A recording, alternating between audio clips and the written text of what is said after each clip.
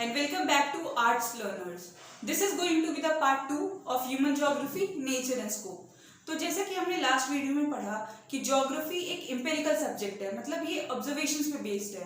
तो वैसे ही डिफरेंट ज्योग्राफर्स ने ह्यूमन ज्योग्राफी को अपने ऑब्जर्वेशन के अकॉर्डिंग डिफाइन किया. तो there are multiple definitions of it, but जो बुक में दे रखे हैं वो देखना तो जरूरी है. तो ये है जो बुक वाले हैं. तो first one is human geography is the synthetic study of relationship between human societies and the earth surface. ये ध्यान रखने की बात है कि ह्यूमन ज्योग्राफी एक चीज में तो मतलब एक चीज कॉमन है इनमें सारी डेफिनेशन में कि हम ह्यूमन सोसाइटीज और अर्थ सरफेस को पढ़ेंगे. बट कोई कहेगा कि स्टैटिक रिलेशन है, कोई कहेगा चेंजिंग रिलेशन है. तो it was given by German geographer Ratzel. ये वही है जिन्होंने आर्टरीज ऑफ सर्कुलेशन बोला है मीडियम ऑफ ट्रांसपोर्ट को. Second is human geography is the study of the changing relationship between the unstable earth and the unresting man. It was given by Ellen C. Sample, जो कि American geographer है. कई बार क्या होता है हमसे exam में ये पूछा जाता है कि पूरी ज्योग्राफी को डिफाइन कर दिया जाएगा और पूछेगा कि ये किसने दिया था. तो उसमें हमें नाम याद रहना चाहिए. हम इधर से सी से डिनोट कर सकते हैं कि चेंज की बात कर रहे हैं. Third one is conception resulting from a more synthetic knowledge of the physical laws governing our earth and of the relations between living beings which inhabit it. It was given by French geographer Paul Blaich.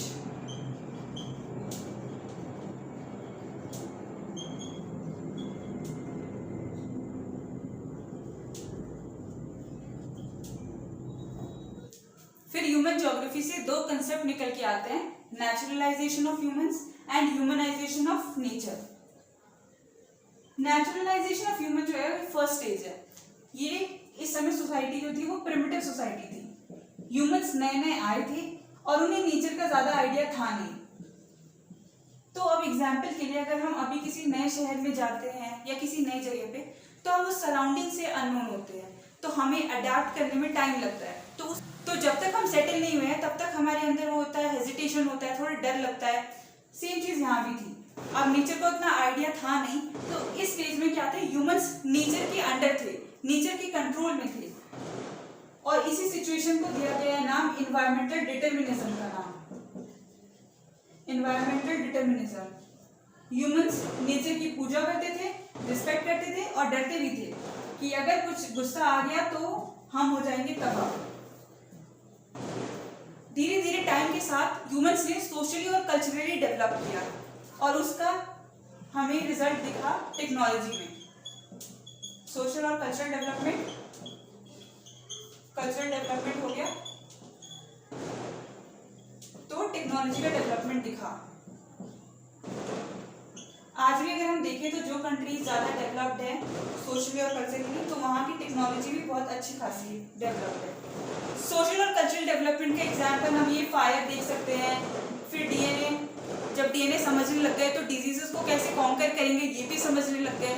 और देखा गया कि birds जो उड़ रही हैं वो इसलिए उड़ रही है क्योंकि इनकी जो बॉडी उस तरीके से स्ट्रक्चर्ड है, स्ट्रीमलाइन शेप है. तो एरोप्लेन भी स्ट्रीमलाइन शेप में बनाया गया. एग्जाम्पल फायर, एरोप्लेन, ये सारे डेवलपमेंट ही तो है. फिर सेकंड स्टेज है ह्यूमनाइजेशन ऑफ नेचर, या जिसे हम पॉसिबिलिज्म कह सकते हैं.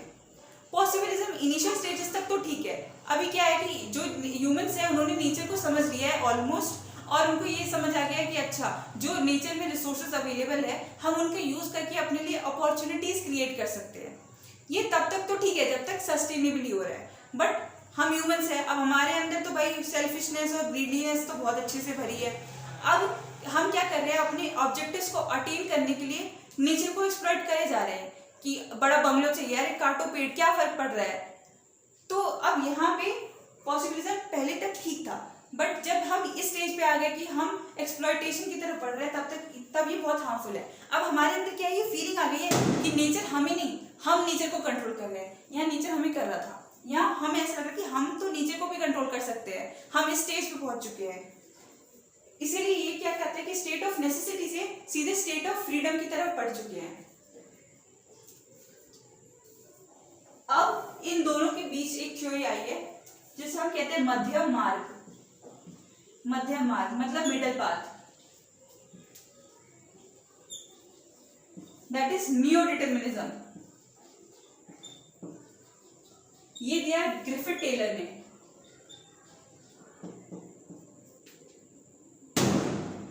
Given by Griffith Taylor.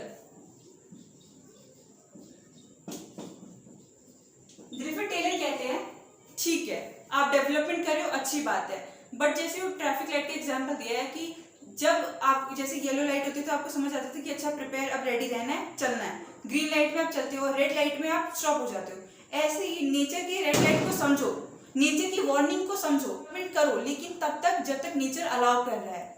अगर कुछ बियॉन्ड द लेवल जा रहा है और एक्सप्लॉयटेशन की तरफ अगर आप जा रहे हैं, जैसे कि बंगलो चाहिए, अरे काटो पेड़, क्या ही फर्क पड़ रहा है, तो वो नहीं होना चाहिए। और उन्होंने फिर हम एग्जांपल देखी, जैसे फर्स्ट वर्ल्ड कंट्रीज जिन्हें हम आज देखते हैं, उन्होंने इंडस्ट्रियल डेवलपमेंट या रेवोल्यूशन इंडस्ट्री एक्सप्लॉइट किया, और हम अभी देख रहे हैं क्लाइमेट चेंज ये सब, तो उनमें उनका भी कॉन्ट्रीब्यूशन है। और अब हम भी उनकी तरह एस्पायर करें कि हमें भी डेवलप होना है, हमें भी अपनी सोसाइटी को स्ट्रॉन्ग करना है, तो ये नहीं होना चाहिए। हमें डेवलपमेंट करना है बट सस्टेनेबली। अब सारी चीजें। Thank you for watching and please do like, share, subscribe and comment your views about